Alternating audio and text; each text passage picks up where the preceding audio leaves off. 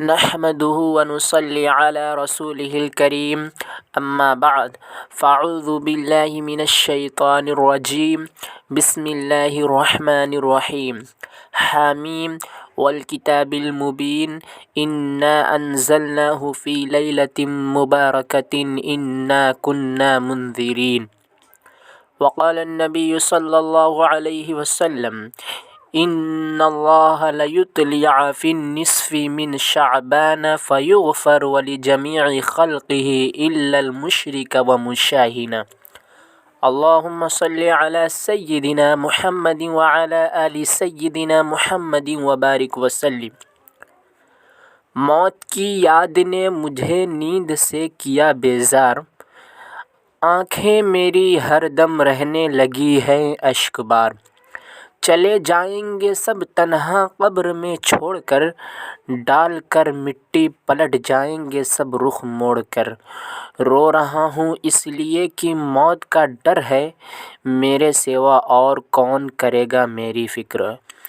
کل اس حسن صورت کا انجام کیا ہوگا، بدبودار نعش قبر جس کا مقام ہوگا. تعجب ہے جو کرتے ہیں ناز اپنی دولت پر، بھول جاتے ہیں حیثیت اپنی مٹی کی مورت پر. محترم بزرگوں اور دوستو، اللہ رب العزت نے اپنی قدرت سے اس کائنات میں مختلف چیزیں پیدا فرمائیں، پھر ان میں سے بعض چیزوں کو بعض پر فضیلت عطا کی. چنانچہ جب ہم تاریخ کے اوراق کو پلٹ کر دیکھتے ہیں تو معلوم ہوتا ہے کہ اللہ رب العزت نے جب آدم علیہ السلام پر نظر کرم ڈالی تو ان کو تمام انسانوں کا سردار بنا دیا. جب اللہ رب العزت نے ہمارے نبی جناب محمد رسول اللہ صلی اللہ علیہ وسلم پر نظر کرم ڈالی تو ان کو تمام نبیوں کا سردار بنا دیا. جب اللہ رب العزت نے جبرائیل علیہ السلام پر نظر کرم ڈالی تو ان کو تمام فرشتوں کا سردار بنا دیا. جب قرآن کریم پر نظر کرم ڈالی تو اس کو تمام کتابوں کا سردار بنا دیا. اسی طرح جب شب برات اور شب قدر کی رات پر نظر کرم ڈالی تو اس کو تمام راتوں کا سردار بنا دیا. میرے دوستوں، اس رات کے کئی نام ہیں: لیلۃ الرحمہ، لیلۃ الکفیر، لیلۃ الشفاعہ، لیلۃ المغفرہ، لیلۃ البرات. لیلۃ الرحمہ یعنی رحمت والی رات، لیلۃ الکفیر یعنی گناہوں سے رہائی والی رات، لیلۃ الشفاعہ یعنی شفاعت پانے والی رات، لیلۃ المغفرہ یعنی بخشش پانے والی رات. لیلۃ البرات ہی کو فارسی اور اردو زبان میں شب برات کہتے ہیں.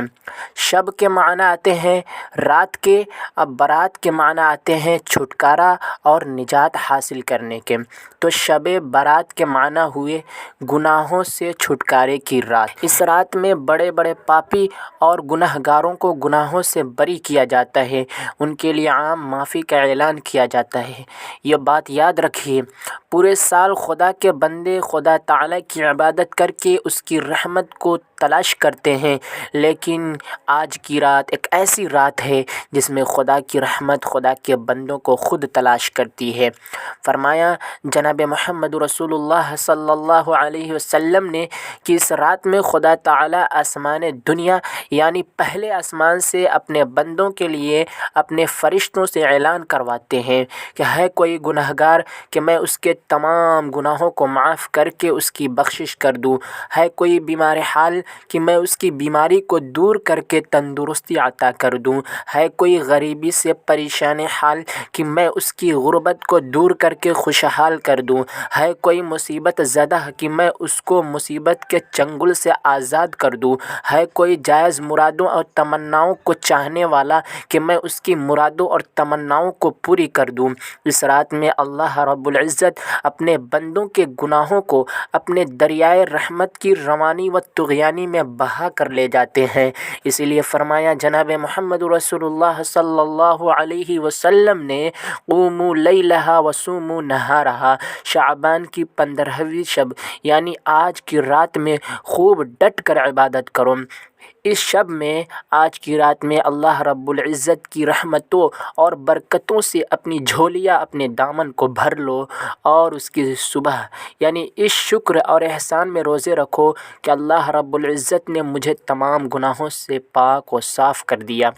حدیث شریف میں آتا ہے اس رات میں اللہ رب العزت آج کی رات میں اللہ رب العزت پورے سال کے تمام امور کے فیصلے فرماتے ہیں۔ اس سال کون مرے گا اور کون پیدا ہوگا، اس سال کس کو بیماری لگے گی اور کون بیماری سے صحت یاب ہوگا، اس سال کس کو عزت ملے گی اور کون ذلت و رسوائی کی گہری کھائی میں گرے گا، اس سال کون امیر سے غریب اور غریب سے امیر بنے گا، اس سال کس کو ترقی و عروج حاصل ہوگا اور کس کو تنزلی و زوال حاصل ہوگا، اس سال کس کو خوشی اور کس کو غم لاحق ہوگا۔ غرض اللہ رب العزت ہر سال آج کی رات میں اس شب میں اپنے بندوں کے لیے ایک لائحہ عمل اور اسکیم تیار کرتے ہیں۔ گویا اس رات میں خدا تعالیٰ کی طرف سے ایک عام بجٹ پاس ہوتا ہے۔ یہ رات خدائی بجٹ کی رات ہے۔ جیسے دنیا کی حکومتیں، تجارت اور بزنس کرنے والے اور مختلف تنظیمیں اپنے پورے سال کی آمدنی، خرچ، نفع اور نقصان کا جائزہ لے کر پورے سال کی کارکردگی کو سامنے رکھ کر آئندہ کے لیے لائحہ عمل اور اسکیم تیار کرتے ہیں، اسی طرح خدا تعالیٰ کے دربار میں بھی ہوتا ہے۔ یہ بات یاد رکھیے، یہ رات ہمارے لیے عزت اور ذلت کے فیصلے کی رات ہے۔ یہ رات ہمارے لیے خوشحالی اور تنگ دستی کی فیصلے کی رات ہے۔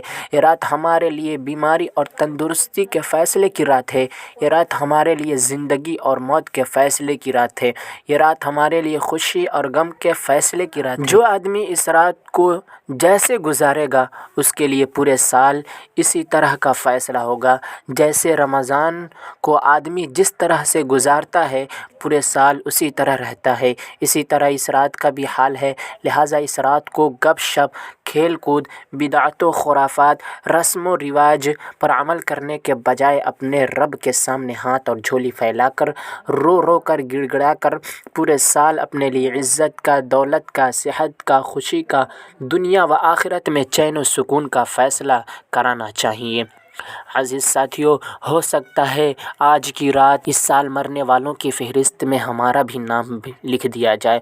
ہو سکتا ہے اس مہینہ، اس ہفتہ مرنے والوں کی فہرست میں ہمارا بھی نام ہو سکتا ہے آج کی رات اس دنیا کی ہماری آخری رات ہو سکتا ہے کل کا دن اس دھرتی پر ہمارا آخری دن ہو۔ لہٰذا اس رات میں ہم لوگوں کو خوب اپنے رب سے لو لگا کر جس قدر ہو سکے اپنے گناہوں سے توبہ و استغفار کرنا چاہیے۔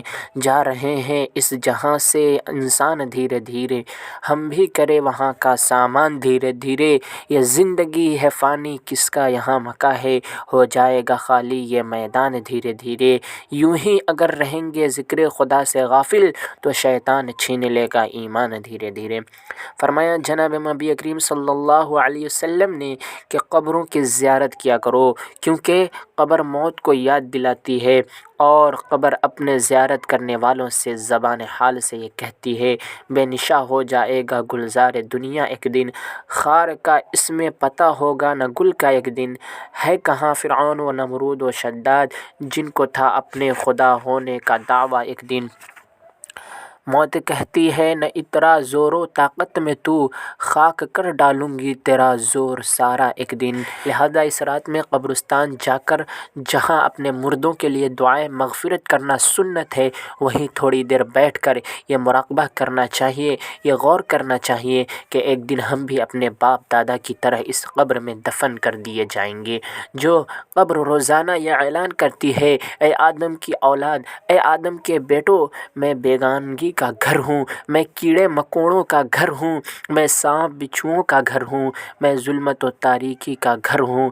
جب کوئی بدکار، بد کردار قبر میں رکھا جاتا ہے تو وہ کہتی ہے تیرا آنا نامبارک ہو، برا کیا جو تو نے آیا، جتنے لوگ زمین پر چلتے تھے اس میں سب سے زیادہ مجھے تم ہی سے نفرت تھی، آج جب تو میرے حوالے ہوا ہے تو میرے برتاؤں کو بھی دیکھے گا۔ پھر اس کو قبر اس طرح دباتی ہے کہ ایک طرف کی پسلیاں دوسرے طرف کی پسلیوں میں دھس جاتی ہے۔ اس لیے حدیث شریف میں آتا ہے کہ قبر برے لوگوں کے لیے جہنم کے گڑھوں میں سے ایک گڑھا بن جاتی ہے، یا نیک لوگوں کے لیے جنت کے باغوں میں سے ایک باغ بن جاتی ہے۔ لہٰذا یہ رات اپنی آخرت کی فکر کرنے کی رات ہے۔ دوستو، اس رات کو سو کر گزارنے کے بجائے ہم رو کر گزارنے والے بنیں، اس لیے کہ جس طرح دنیا کا پانی آگ کو بجھا دیتا ہے، اسی طرح آنکھ کا پانی جہنم کی آگ کو بجھا دیتا ہے۔ ارے جاگنا ہے جاگ لے افلاک کے سائے تلے، ورنہ تا حشر رونا پڑے گا خاک کے سائے تلے۔ کچھ کر لو عبادت ورنہ کل روز قیام سامنے حق کے تمہیں ہوگی شرمندگی ناتمام۔ پرسش اعمال خالق جس گھڑی فرمائے گا، ملک و دولت جاہ و عظمت کچھ وہاں کام نہ آئے گا۔ بڑے افسوس سے یہ کہنا پڑ رہا ہے کہ آج اصلی مسلمان بننے کے بجائے ہم نسلی مسلمانوں نے دین و شریعت پر چلنے کے بجائے باپ دادا کے طریقے کو اپنا لیا، اور اس مقدس رات کو، اس شب برات کو عبادت کے بجائے خرافات کا ذریعہ بنا لیا۔ آج ہم لوگوں نے خرافات کو عبادت اور عبادات کو خرافات بنا لیا، سنت کو بدعت اور بدعت کو سنت بنا لیا۔ آج ہم سنت سے محبت کے بجائے بدعت سے محبت کرنے لگے، اور بدعت سے نفرت کے بجائے سنت سے نفرت کرنے لگے۔ علامہ اقبال نے سچ کہا ہے، حقیقت روایات میں کھو گئی، حقیقت روایات میں کھو گئی، یہ امت خرافات میں کھو گئی۔ یہ بات یاد رکھیے، شب برات میں عبادت کرنے، قبرستان جا کر اپنے مردوں کے لیے استغفار کرنے، اور دوسرے دن روزے رکھنے کے علاوہ جو بھی کام عبادت سمجھ کر کیا جاتا ہے، وہ سب سنت کے خلاف ہے، وہ عبادت نہیں خرافات ہے۔ اس پر ثواب کے بجائے عذاب ملے گا۔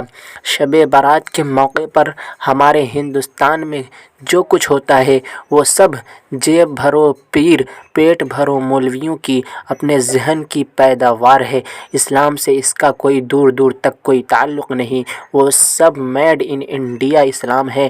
شیطان اور اس کے چیلے چپاٹوں نے ان سب چیزوں کو ایجاد کر کے ہم مسلمانوں کو اصلی عبادات سے روکنے کی بھرپور کوشش کی ہے۔ یہ بات یاد رکھنی چاہیے کہ جس وقت یا جس جگہ اطاعت و عبادت کرنے سے جتنا ثواب ملتا ہے، اس وقت یا اس جگہ خدا تعالیٰ کی نافرمانی کرنے سے اتنا ہی گناہ بھی زیادہ ملتا ہے۔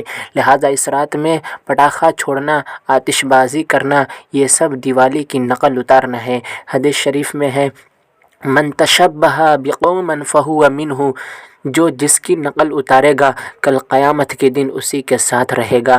نیز شام ہوتے ہی نعت و تقریر کی کیسٹیں لگا کر مسجدوں میں لاؤڈ اسپیکر سے شور مچایا جاتا ہے۔ ایسے حالات میں چاہے مرد ہو یا عورت، چاہے گھر ہو یا مسجد، آدمی کیسے عبادت کر سکتا ہے؟ ٹھیک اسی طرح رمضان شریف کی راتوں میں سحر کے وقت مسجد کے لاؤڈ اسپیکر سے شور مچانا، عبادت کرنے والوں کو عبادت نہ کرنے دینا، بیماروں کو سونے نہ دینا، غیر مسلموں کو تکلیف پہنچانا، نہ صرف یہ کہ ان کی نظروں میں اسلام کی عظمت، رمضان کی فضیلت گرانا ہے، بلکہ ان کو اسلام کے قبول کرنے سے روکنا بھی ہے۔ اور اسی طرح کی مذموم حرکتیں انسانی اخلاق کے خلاف ہے، اور اس طرح گھٹیا حرکتیں اسلام کی نظر میں سخت ناجائز اور حرام ہے۔ اللہ رب العزت ہم سب کو نسلی کے بجائے اصلی مسلمان بنائے اور دین کی صحیح سمجھ عطا فرمائے۔ اللہم تقبل منا انک انت السمیع العلیم وتب علینا انک انت التواب الرحیم۔ سبحان ربک رب العزت عما یصفون وسلام علی المرسلین والحمد للہ رب العالمین۔